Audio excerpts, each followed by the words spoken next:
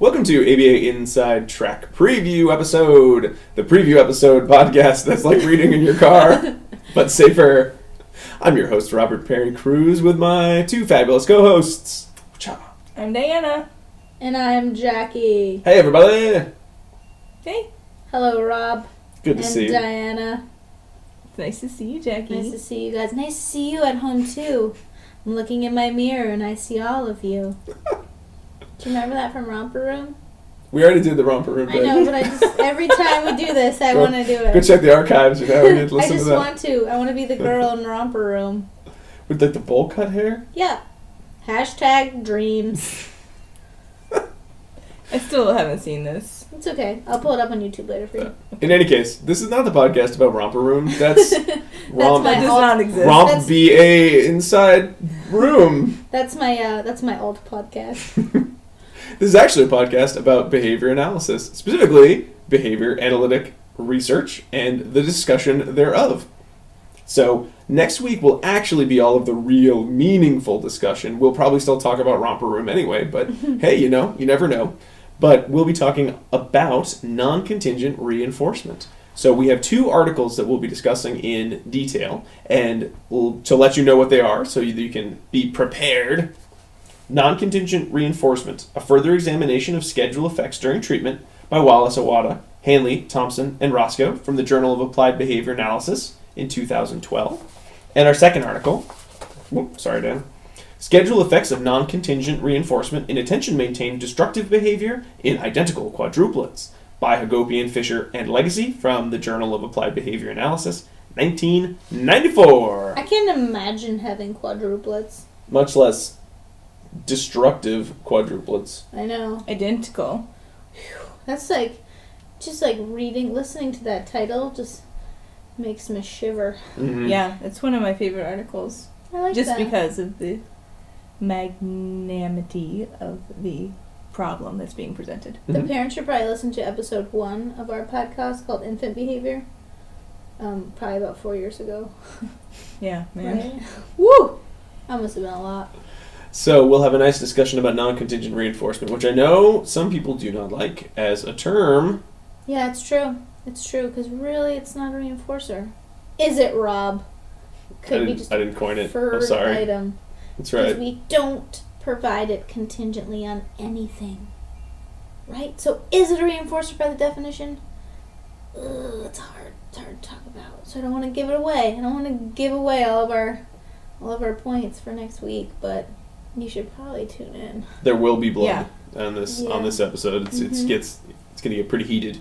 It's like the electoral debate. Claws out?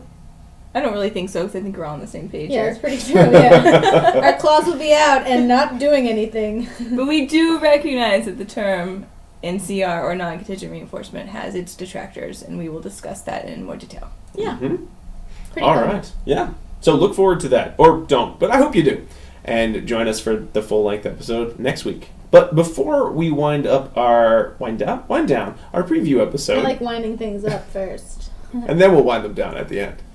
We wanted to go into our errata segment, which was originally made so that people could send in corrections to us, which is what the term errata actually means. But we've only had a few of those, which I don't know if that's a testament to we have very nice listeners or that we haven't been that wrong or both. So we usually use this segment to just chat Assuming about. we have listeners. Assuming we have. No, I've seen at least like 2 people downloaded last episode, I'm sure.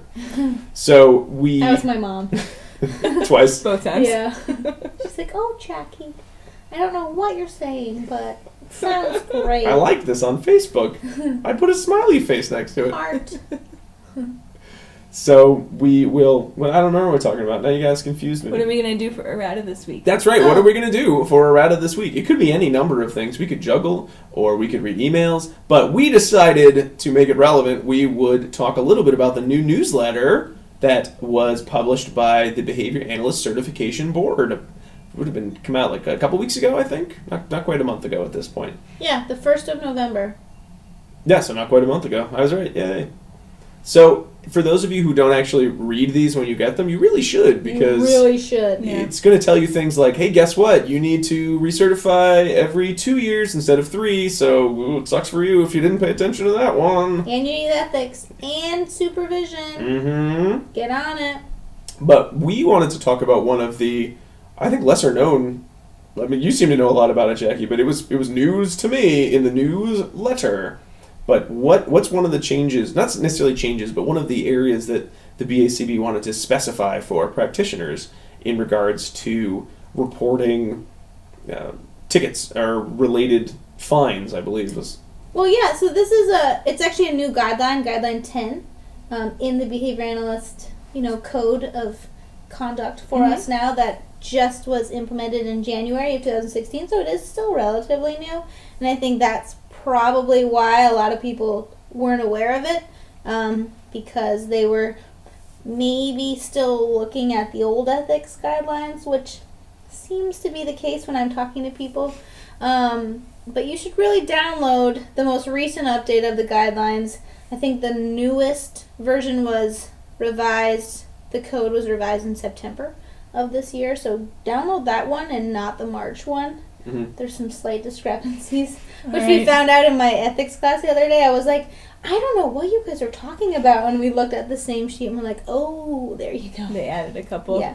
Yeah. They just clarified them, Mm-hmm. separated them out, but it was funny that it was different. But yeah, so in Guideline 10, it talks about how we need to be ethical in our communication to the BACB and our responsibilities and rights as behavior analysts. And one of the guidelines, I think it's Guideline 10.02, talks about how if we get any fines or we do any activity that may be perceived as illegal, we were supposed to inform the board of those types of things, but they didn't actually specify what that meant. So, in my class over the summer in ethics, we're like, well, what if you get a parking ticket? I'm like, I don't know, send it in, right?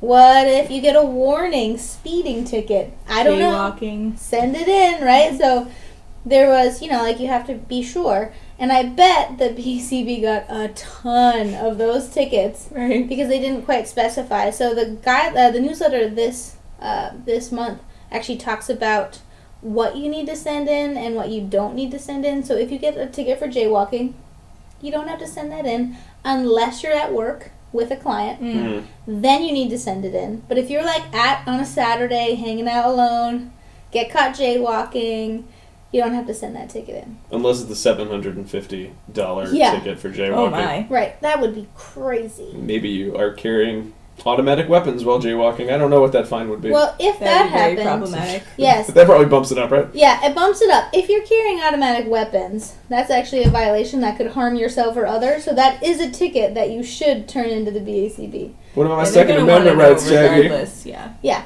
but so if you get a speeding ticket and it's $90, you don't have to turn that in unless you were at work or with a client and you had to turn it into your licensure people. Mm-hmm. But if it's on your own, you don't have to. If you get a DUI, you have to, unfortunately, because the fine is going to be more than $750. Yeah. Well, it has to be anything that. Well, I think with the automatic weapon piece, hypothetical. I don't know any guns. I've never gotten a DUI. But it has to be anything that speaks to your inability, either physically or mentally, to carry out your responsibilities would be reportable, or you'd want to report. Not that owning a gun would necessarily do that, but jaywalking while holding two probably would. 2 guns? Two big guns, Yeah. Rambo style. Sure. Yeah, so it's just, it really, the newsletter this month clarifies that specific guideline, which I think is super helpful, because, you never They know. were getting more information than they wanted. I think so. Yeah. They don't say that, There's but I major bet they will. fines, Yeah. things occurring at work, Mm-hmm. not just speeding or parking misdemeanors. Right. Yeah. Uh-oh, I forgot to put 1/4 in the meter. I got a $20 ticket. Here you go, BACB. I'm pretty sure they don't want those. Yeah. No, they have better Not things that. to do. Yeah. All And right. weed through those tickets. Yeah. You should always read the newsletter, though. They always have really good tips. Mm-hmm. They also have an updated timeline for the changes to recertification, supervision. Right. It's really nice and detailed. So you can kind of see the past. That's almost 2 years worth of changes because there have been a lot in the past few years. Upcoming in January, there is a change to the supervision requirement for the BCABAs. So if you are a BCABA and you're getting supervision, check that out so you know what's going on. Mm-hmm. So you can download that for free. They email you, so you should have some easy way of getting this. But so that was kind of a quick summary of some of the big points. But you probably want to read the actual real detail as to how to and what to send in regards to your parking tickets, your $750 parking tickets, or your booted car with a client still in it, unfortunately. That's a problem. Gotta send that one in. Oh no! I made it worse. It's getting bad. That's funny. All right, everyone. Well, thanks so much for being here for our preview episode. Thanks you for being here for our preview episode. My thumb looks so large when we do that. It's like a Beastie Boys rap cam. What? No, that's no. I'm not gonna do a rap video. Sorry. Okay.